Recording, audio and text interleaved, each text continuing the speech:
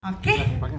Dipakai. Oke, kalau begitu kembali kita mengundang jajaran YouTuber dan juga pemain film Denny Sumargo terlibat dalam proyek film animasi berjudul Panji Tengkorak, di mana Denny Sumargo mengisi suara sebagai Panji Tengkorak sebagai pemeran utama, dan ini menjadi hal terbaru dalam karir aktingnya selama ini.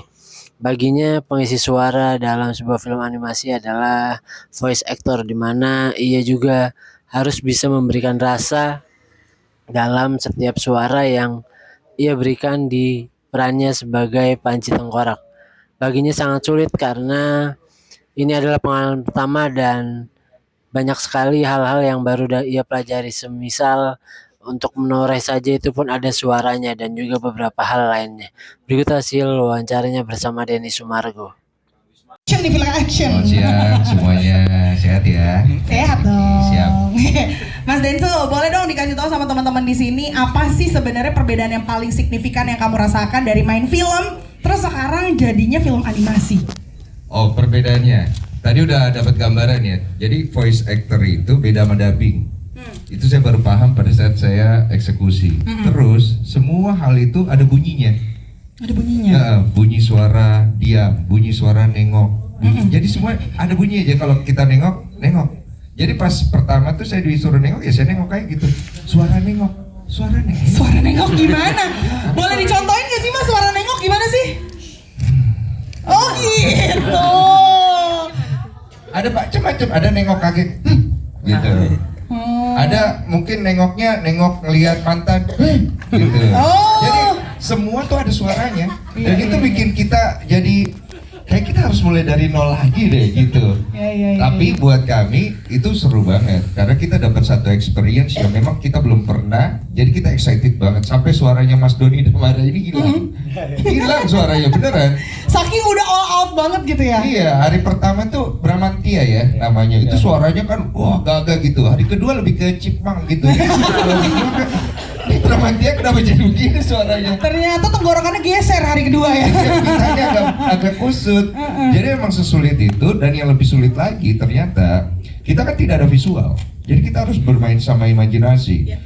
Ini nih orang aneh-aneh semua. Ada yang dia lompat ke atas meja, beneran. Untuk mendapatkan benar-benar ekspresi soul dari. Memang kalau sama aktor emang begitu. Keren. Iya, jadi emang benar-benar totalitas. Jadi kalau kalian dengar dari suaranya tadi, kenapa kalian bisa ngerasain mungkin emosinya? Karena memang pemainnya tuh ngeluarin emosinya benar-benar.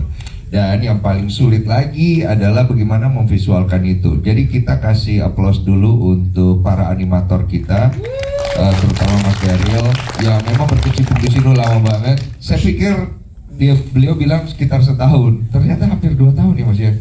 2 tahun loh dia di depan gambar itu sembari nyemil ya kan. Tolonglah gitu ya, ditonton ya nanti ya. Iya tuh, jangan sampai.